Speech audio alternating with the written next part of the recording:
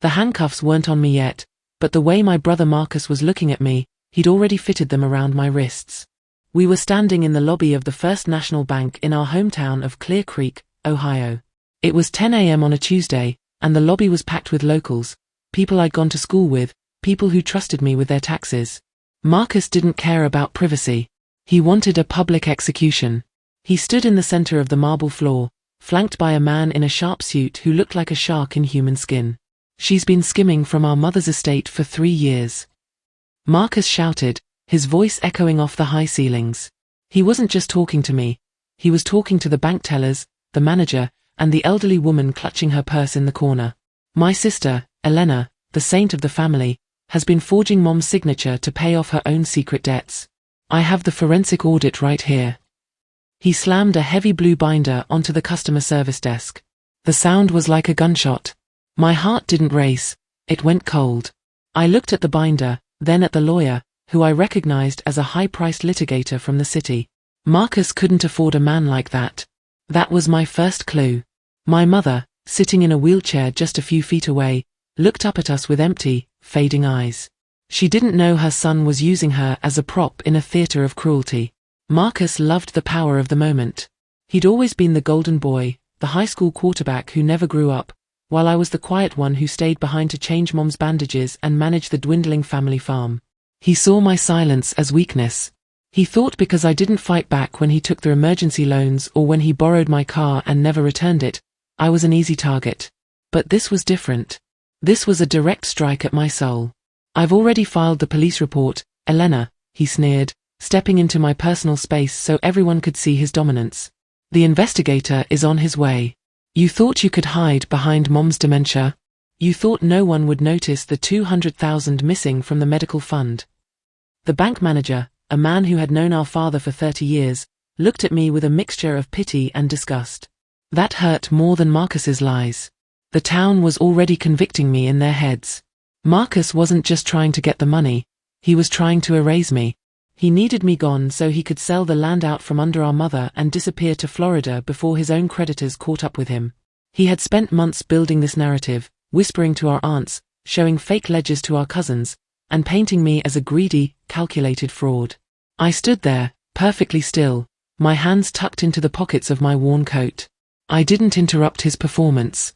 I let him reach the peak of his arrogance. I let the lawyer hand out business cards to the bank manager like they were already in control of the accounts. Marcus was beaming, convinced that his loud voice and expensive lawyer had paralyzed me. He thought I was trapped in the humiliation. He didn't realize that I had been watching the bank's security cameras for weeks. He didn't realize that I knew exactly where he had gone to get those forged signatures made.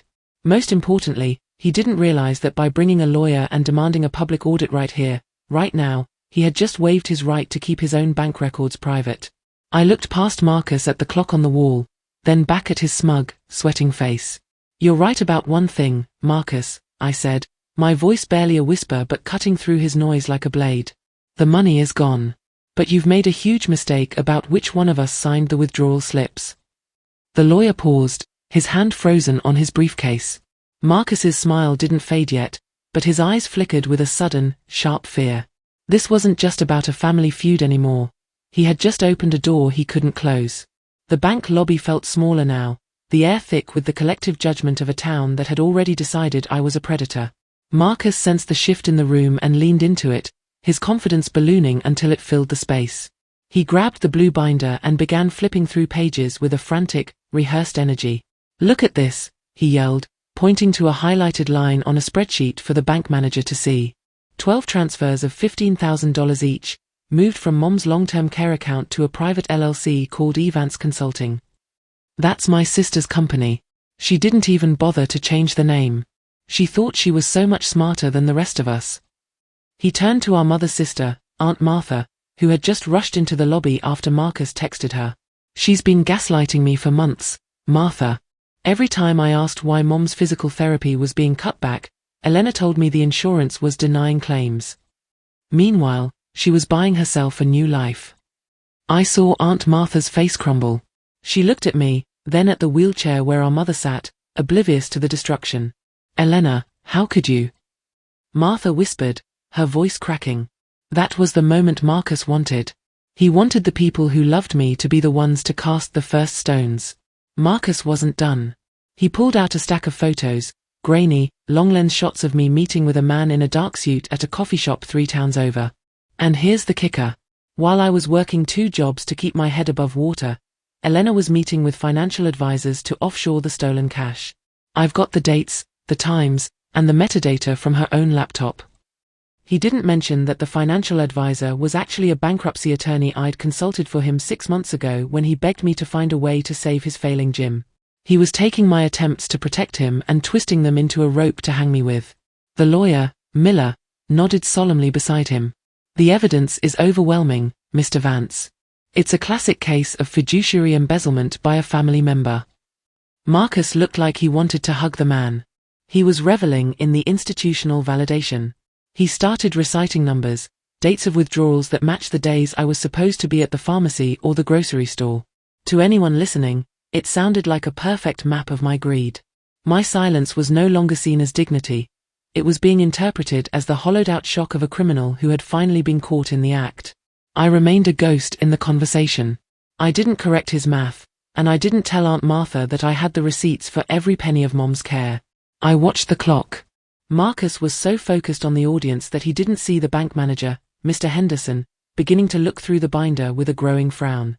Marcus was too busy high-fiving the air, metaphorically speaking. He turned to the crowd, his arms spread wide like a politician. I'm calling the sheriff now. I want it on the record that I tried to handle this quietly, but Elena's greed left me no choice. We're taking our family back. He pulled out his phone, his thumb hovering over the screen, a triumphant sneer fixed on his face. He looked at me, waiting for the moment I would beg for mercy. He wanted me on my knees in front of the teller windows. He was so certain of his victory that he actually started laughing, a loud, hollow sound that echoed through the bank. Checkmate, sis, he mouthed. He thought he had delivered the final blow, but he was so blinded by the spotlight that he didn't notice the 2 men in plain suits who had just walked through the front doors, looking not at me, but directly at his lawyer. The look on Marcus's face as he paced the bank lobby reminded me of every Thanksgiving and every birthday we'd ever had. It was the face of the boy who had broken the neighbor's window and dropped the baseball bat into my hands before our father could turn around. In our house, Marcus was the sun, and everything else was just a cold rock orbiting his needs. My father had worshipped his athleticism, and my mother had been blinded by his charm. I was the difficult one because I asked for receipts. I was cynical because I noticed that Marcus's stories never quite lined up. If Marcus said the sky was falling, my parents would start building a cellar. If I said the roof was leaking, I was told I was being a buzzkill. It was a pattern etched into our DNA.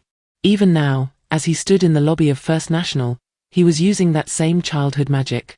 He wasn't just presenting a legal case, he was performing the role of the prodigal son returning to save the family from the wicked sister. He thrived on the gasps from the crowd. He fed on the way the tellers whispered behind their hands. He had always known that if he yelled loud enough and looked handsome while doing it, the truth wouldn't stand a chance against a good story.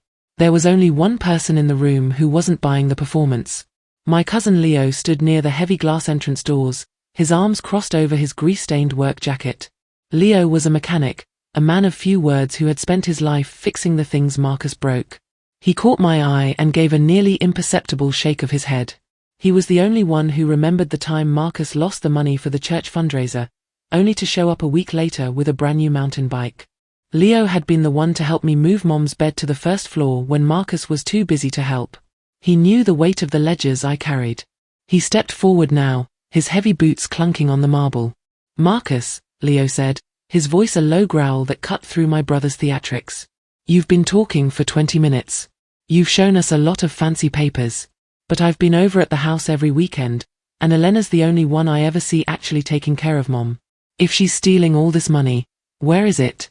She's driving a 10-year-old Corolla and wearing the same coat she had in high school. Marcus didn't even blink.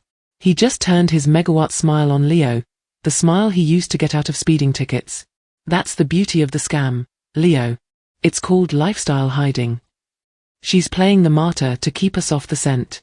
While we're all feeling sorry for her, she's building a nest egg in a shell company that's probably already in the 6 figures. He turned back to the bank manager, dismissive and cruel. Leo's a good guy, but he's simple. He doesn't understand how white-collar crime works. He doesn't see the complexity of the forgery Elena has mastered. I watched Leo's jaw tighten.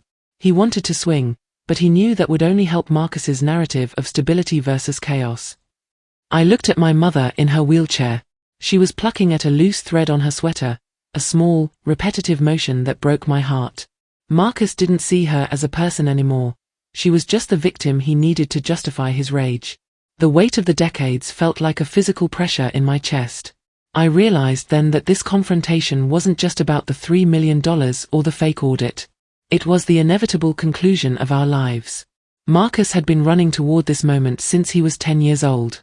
He had spent his entire life failing upwards, and I had spent mine building a foundation of facts that he was now trying to burn down.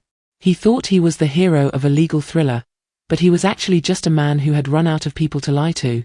He needed me to be the villain because the alternative was looking in the mirror and seeing a middle-aged failure who had gambled away his soul. This wasn't a misunderstanding or a tragic mistake. It was a calculated, cold-blooded execution of the only person who truly knew who he was.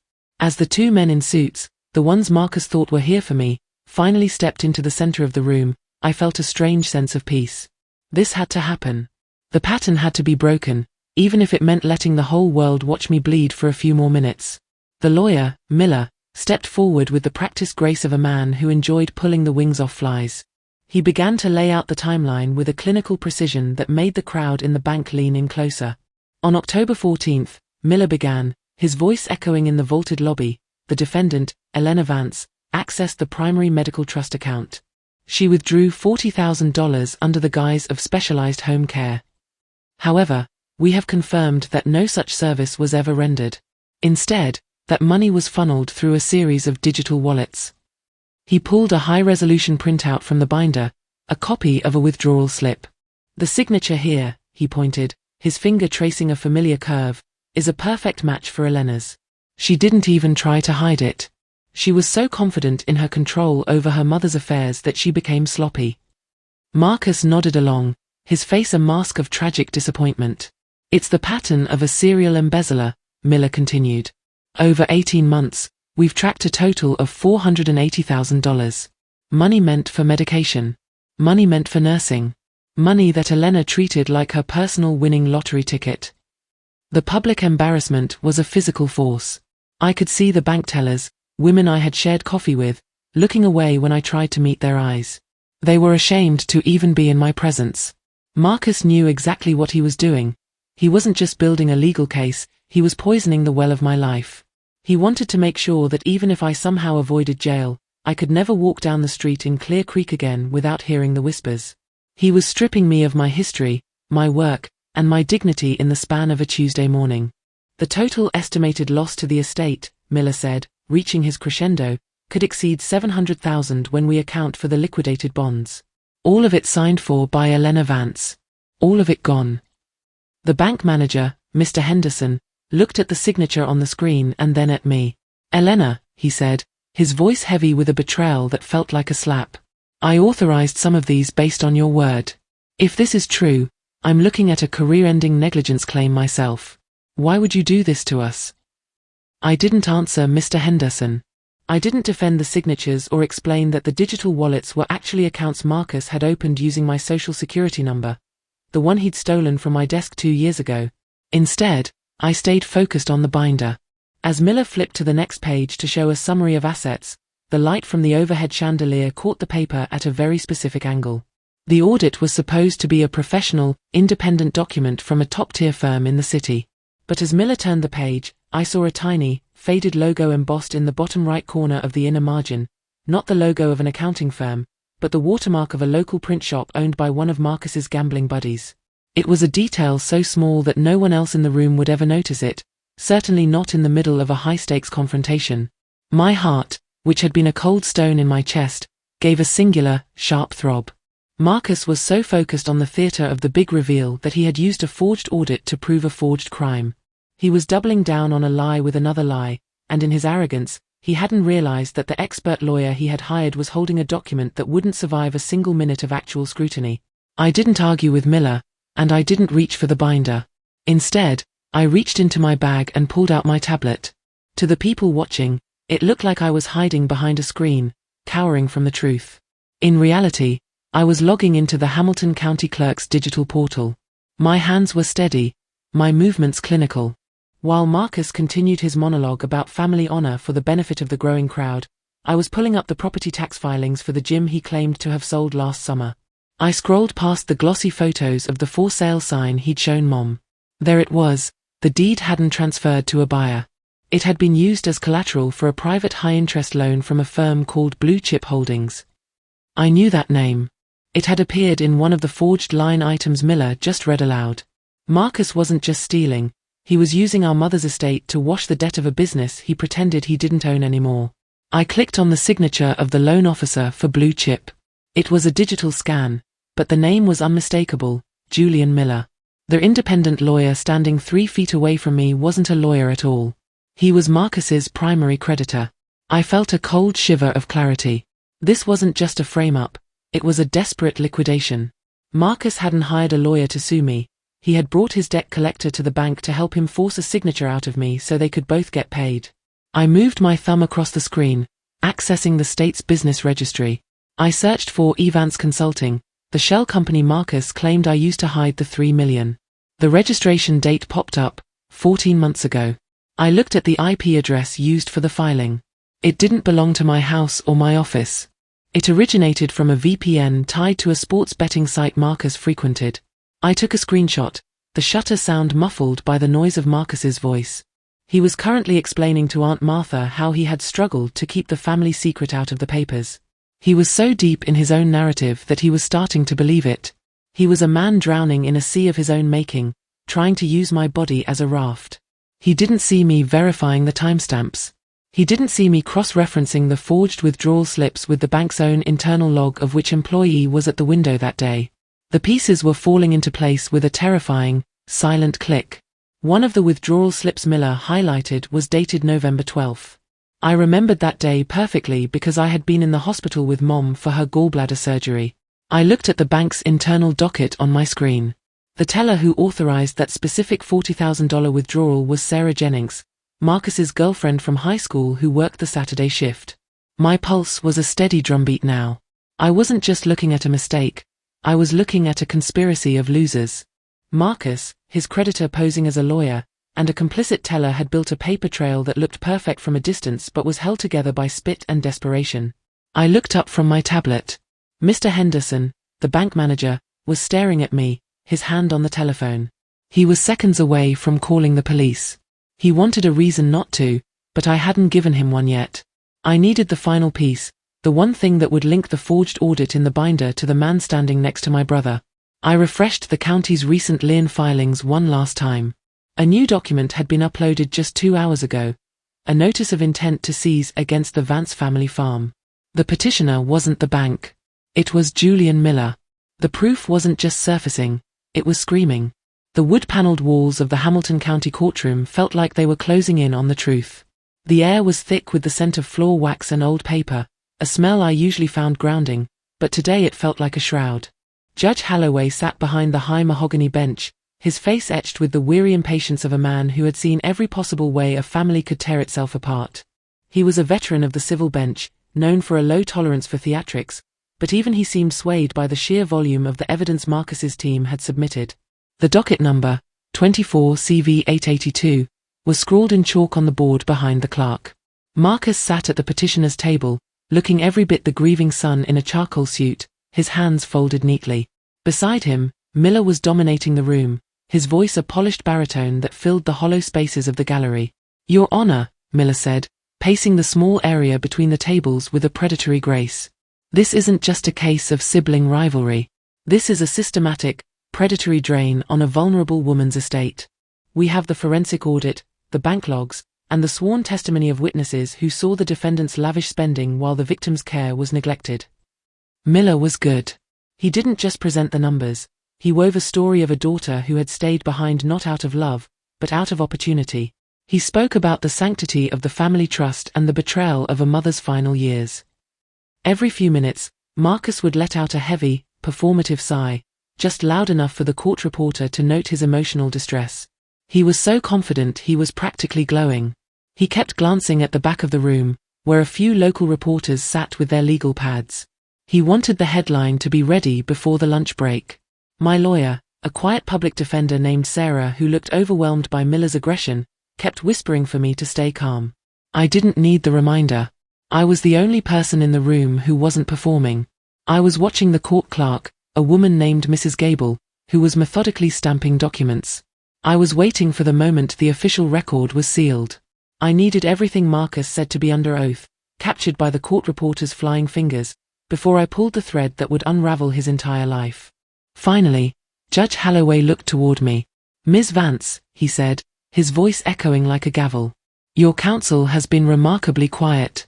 Do you have anything to say before we move to the freezing of your personal assets and the immediate appointment of your brother as the sole conservator of the estate? The evidence presented by Mr. Miller is, frankly, quite damning." I stood up slowly. I didn't look at Marcus, whose smirk was now visible to the entire room. I didn't look at the gallery. I looked directly at the judge. "Your Honor," I said, my voice clear and startlingly steady. "I have no interest in debating the characterizations Mr. Miller has made today. I only have one request for this court. I would like the clerk to verify the bar registration number on the notice of appearance filed by Mr. Julian Miller this morning." The room went silent. Marcus's smirk flickered, just for a fraction of a second. Miller didn't move, but his eyes narrowed. I leaned forward, my hands resting on the table. "And once that is verified, I'd like to submit a single document into evidence, a certified copy of the bank's internal surveillance log for November 12th. The silence that followed was heavy, broken only by the sound of Marcus's quickening breath. The judge leaned back, his eyes shifting from me to Miller, then down to the file on his desk. He adjusted his glasses, peering over the rim at the man who had been dominating the room for the last hour. The confidence that had been radiating from my brother's side of the table began to sour into something that smelled like panic. Miller opened his mouth to object, to call my request a delaying tactic or a distraction, but the judge held up a single, weathered hand to silence him. Holloway didn't look at the papers. He looked at the lawyer who was currently acting as Marcus's sword and shield. The judge's voice was lower now, filled with a new, sharp curiosity that made the hair on the back of my neck stand up. He turned his gaze slowly toward my brother, then back to the man in the sharp suit. "Mr. Miller," Judge Holloway said, his voice dripping with a sudden, icy authority. "Before we proceed with the evidence, why does the State Bar have no record of a Julian Miller practicing law in this county for the last 5 years?" The air in the courtroom didn't just cool, it solidified. The smug, polished mask that Miller had been wearing for the last hour didn't just slip, it shattered. He looked at the judge, then at the clerk, his mouth opening and closing like a fish pulled from a frozen lake. Beside him, Marcus was no longer the picture of a grieving son. He was vibrating. I could see the fine tremor in his hands as he gripped the edge of the mahogany table so hard his knuckles turned a ghostly white. The local reporters in the back row stopped writing, their pens poised over their pads as the energy in the room shifted from a public execution to a crime scene. "Your Honor," Miller finally stammered, his baritone voice cracking into a thin, desperate reed. "There must be a clerical error. I've been practicing for 15 years. I can provide my credentials by the afternoon session." But the judge wasn't listening. He was watching the way Miller's eyes darted toward the exit. Judge Holloway gestured to the court bailiff, a burly man who took a single, deliberate step closer to the petitioner's table. The lawyer who had been dictating my downfall was now looking like a man realized the floor was made of glass. Marcus tried to save it. He stood up, knocking his chair back with a loud, jarring scrape that echoed through the silent chamber. "Your Honor, this is a distraction," he shouted, his voice high and frantic. "Who cares about a bar number? Look at the money. Look at what she did to our mother. Elena is just trying to hide behind technicalities because she knows the audit proves she's a thief." He was sweating through his charcoal suit now, the golden boy persona melting away to reveal the panicked gambler underneath. He looked at the gallery, searching for the sympathetic nods he had received just minutes ago, but he found only stony faces and narrowed eyes. Even Aunt Martha, who had been crying for him earlier, was now looking at him with a dawning, horrified realization. The judge's gaze snapped to Marcus, a look of pure, cold steel. "Sit down, Mr. Vance," Holloway said, his voice a low thunder. "In my courtroom, the law is not a technicality. If this man is representing you without a license, every word he has spoken and every document he has submitted is not just suspect, it is potentially a felony.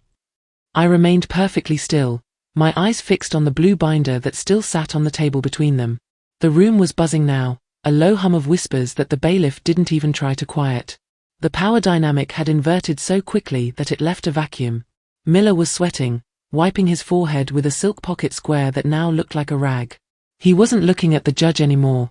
He was looking at the side door. He knew, and I knew, that the moment he stepped out of this room, the creditor would be met by their investigator.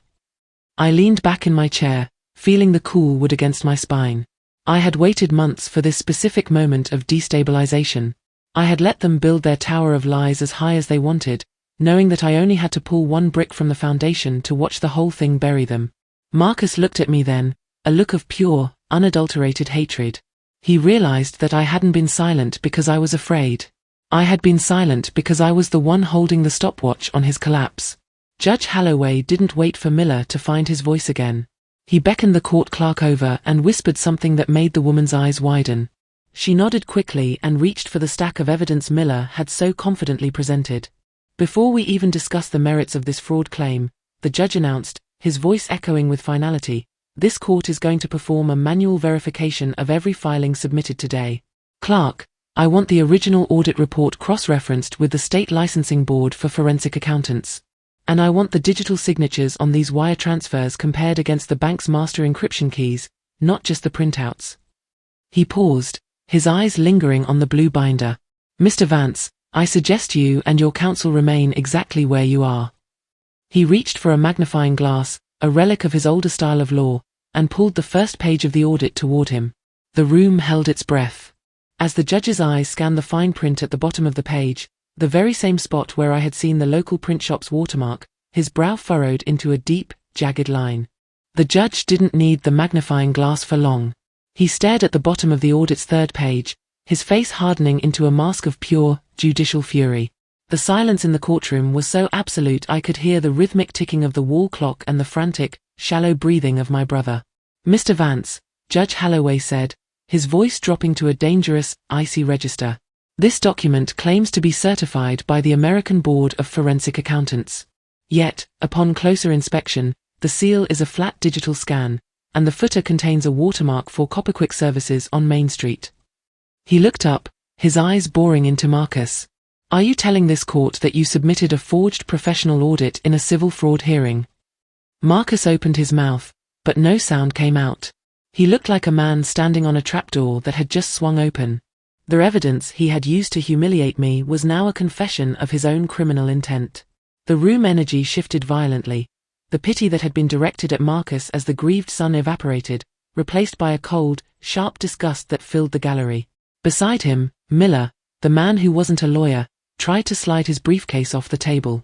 He didn't even look at Marcus. He was already calculating his exit strategy, his loyalty to my brother vanishing the moment the handcuffs became a real possibility. I was just the consultant," Miller stammered, his voice losing its baritone authority. "Mr. Vance provided the documents. I merely presented them." The betrayal was instantaneous. Marcus spun around, his eyes wide and bloodshot. "You told me it was airtight," he hissed, forgetting the microphones were still live. "You said if we showed enough paper, she'd settle." The gallery gasped. It was the sound of 1,000 reputations shattering at once. My mother, sitting in the front row, let out a small, broken sound, a whimper of clarity that pierced through her confusion. She looked at Marcus, then at me, and for the first time in years, the fog in her eyes seemed to lift, replaced by a devastating realization. She saw the monster she had raised and the daughter she had nearly let him destroy. I stood up then, not with anger, but with the calm of someone who had already finished the race. I handed a second folder to the court bailiff to pass to the judge. "Your Honor," I said, my voice cutting through the murmurs. "The documents in that folder are the actual bank records, subpoenaed directly from the headquarters in Columbus, not the local branch where my brother's associates work. They show that the E. Vance consulting account was actually opened by Marcus Vance using a power of attorney he forged while our mother was under sedation last year. Every dollar he accused me of stealing was actually moved into his own gambling accounts."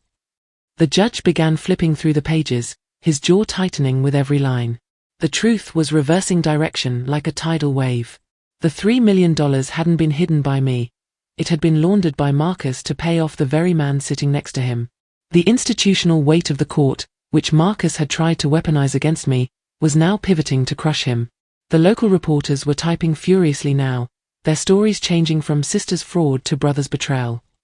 The bank manager, Mr. Henderson, looked like he wanted to sink into the floorboards, realizing his negligence had nearly abetted a felony. Judge Holloway slammed his hand onto the bench, the sound echoing like a final judgment. He didn't look at me. He looked at the bailiff and then at the two plainclothes officers who had been waiting at the back of the room. "I am dismissing the petition against Elena Vance with prejudice," the judge announced, his voice booming. "Furthermore, I am referring this matter to the district attorney's office for immediate criminal investigation into fraud, perjury, and the unauthorized practice of law." He turned his gaze to Marcus, who was now slumped in his chair, his face a ghostly gray. "Mr. Vance, do not leave this building. Officers, please escort these gentlemen to the holding area for questioning." As the bailiff stepped forward, I saw the first flash of silver handcuffs. The institutional consequences weren't just hinted at anymore. They were arriving with the cold, heavy click of steel. The sound of the gavel hitting the sounding block felt like the closing of a tomb. "Case dismissed," Judge Holloway repeated, his voice vibrating with a finality that seemed to vibrate through the floorboards. "With prejudice. And let the record reflect that this court finds the petitioner's evidence to be not only fraudulent but a gross abuse of the legal system." The judge didn't stop there. He leaned over the bench, his eyes fixed on Marcus with a look of profound loathing. "Mr. Vance, you didn't just bring a frivolous lawsuit into my courtroom. You brought a criminal conspiracy. I am issuing an immediate stay on all your personal accounts and referring this entire docket to the State Attorney General's Special Crimes Unit. As for your associate, Mr. Miller, he will be detained until we can verify his true identity and his involvement in the fabrication of these documents." The shark lawyer was no longer looking for an exit. He was looking at the floor, his shoulders slumped as the bailiff placed a heavy hand on his arm. The high-priced suit now looked like a costume that had failed its wearer.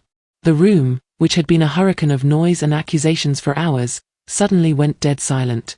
It was a vacuum created by the total collapse of Marcus's world. He tried to speak, his mouth working silently for a moment before a weak, high-pitched sound escaped. "Elena," he finally managed to croak, looking at me with the eyes of a drowning animal. "You can't let them do this. We're family." This was all. It was just a misunderstanding of the books. "We can fix this at home." The arrogance was gone.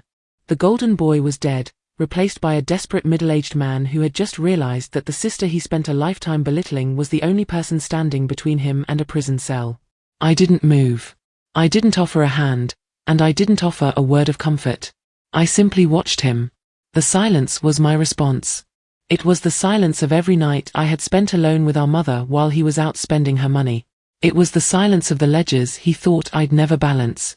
One by one, the people who had lined up to witness my downfall began to turn away. Aunt Martha stood up, her face tear-stained, and walked past Marcus without a second glance. She came to me, squeezed my hand for a brief, trembling second, and walked out the heavy oak doors. The reporters were gone, racing to get their lead stories to the editors. The bank manager, Mr. Henderson, lingered for a moment, looking like he wanted to apologize, but he saw the look in my eyes and thought better of it. He retreated into the shadows of the gallery. Marcus was left sitting at a table that was now an island. He was completely isolated, stripped of his audience, his lawyer, and his lies. The institutional weight of the court was no longer a theater for his ego. It was a cold, mechanical force that was beginning to process him. He looked around the empty benches, his eyes darting frantically, realizing that the spectacle he had created had successfully convinced everyone of a crime, just not the one he had intended. The court clerk began shuffling papers, the crisp sound of parchment the only noise left in the room. The bailiffs began to lead Marcus and Miller toward the side door that led to the holding cells. Marcus looked back at me one last time, his face twisting into a mask of pure, childish resentment. He still didn't get it. He still thought I had won through some trick, rather than simply standing still while he ran himself off a cliff.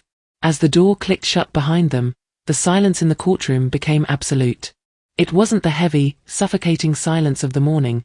It was the quiet of a house after a fever has finally broken. I looked down at my hands, which were still resting on the table, perfectly steady. I had lost a brother today, but in the quiet, I realized I had regained my name.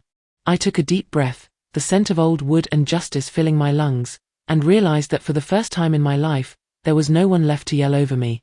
The noise was gone, but the real work was just beginning.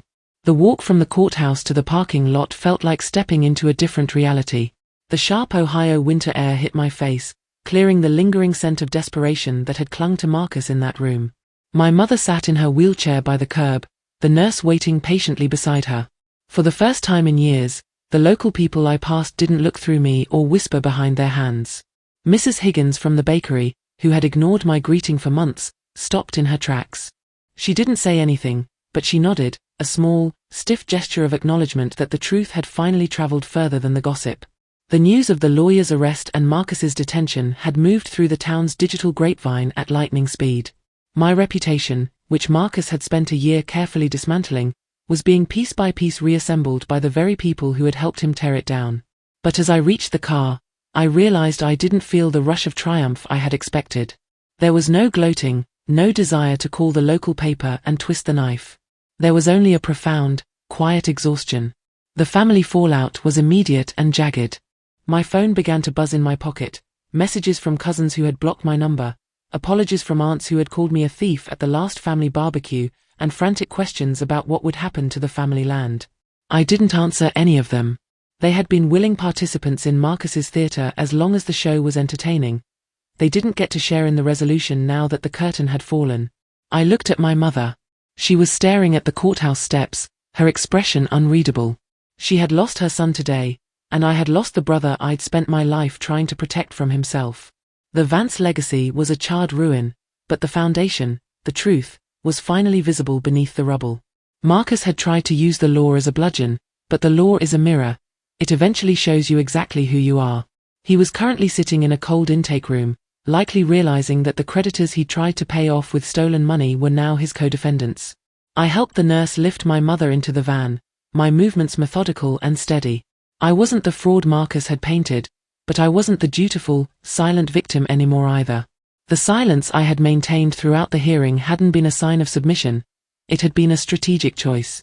I had let Marcus talk because I knew he couldn't help but provide the evidence of his own undoing. I had let him humiliate me because I needed the world to see the full extent of his malice before I ended it. As I closed the van door, I felt a weight lift off my shoulders, not the weight of the accusations, but the weight of the expectations. I didn't owe this town a smile, and I didn't owe my family a secondary explanation. My bank accounts were being unfrozen, the liens on the farm were being struck down by the judge's emergency order, and for the first time in 30 years, the ledgers were balanced.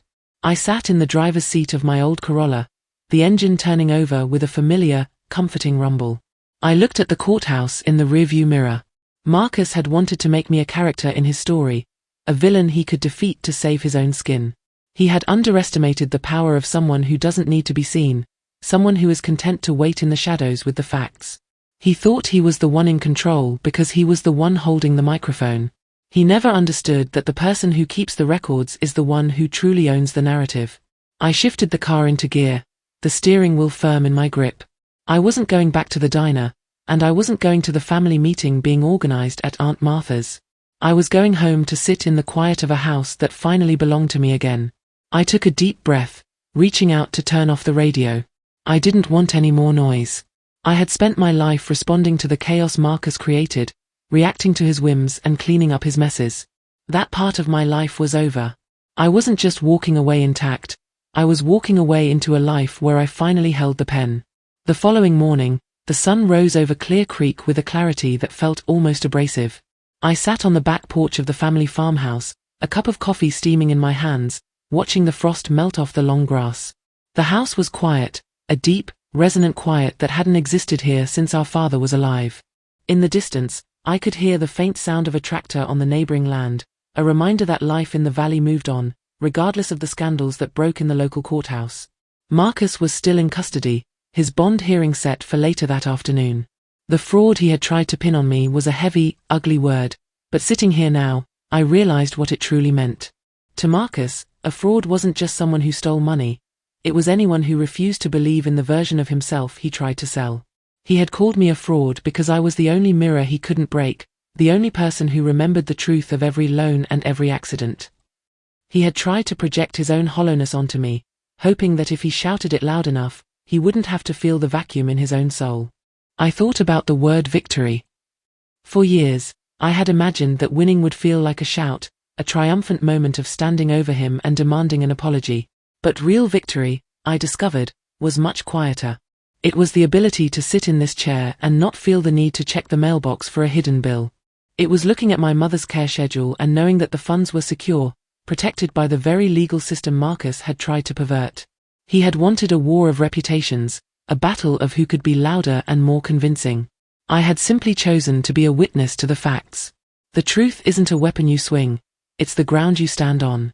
If you stand on it long enough, everyone else eventually trips over their own shadows. I didn't feel cruel as I thought about his impending trial. I felt a strange, detached pity. He had spent so much energy trying to destroy me that he never bothered to build anything of his own. He was a man who had traded a sister for a momentary spotlight, and now that the lights were off, he was finally realizing how cold the room had become. The town would talk for a few weeks, of course. There would be articles in the Clear Creek Gazette about the fake lawyer and their embezzlement scheme, and people would look at me with that awkward, lingering curiosity people have for survivors of a disaster. But eventually, the talk would fade. I would go back to the grocery store, back to the bank, and back to the quiet life I had built. The difference was that I was no longer the difficult sister or the cynical accountant. I was just Elena. I had reclaimed my identity from the mouth of a wolf, and I had done it without becoming a predator myself. I reached down and picked up the small, worn ledger I had kept for the estate, the real one, filled with my father's handwriting and my own careful updates. I turned to the final page and drew a single, clean line under the last entry. The accounts were closed. The debt was settled. I stood up, feeling the warmth of the sun on my face, and walked back into the house to make breakfast for my mother. Marcus had tried to make me a ghost in my own life, but as the door clicked shut behind me, I knew I had never been more visible. My brother had hired a lawyer to declare me a fraud, but in the end, he only succeeded in proving that the truth doesn't need a lawyer to speak for it.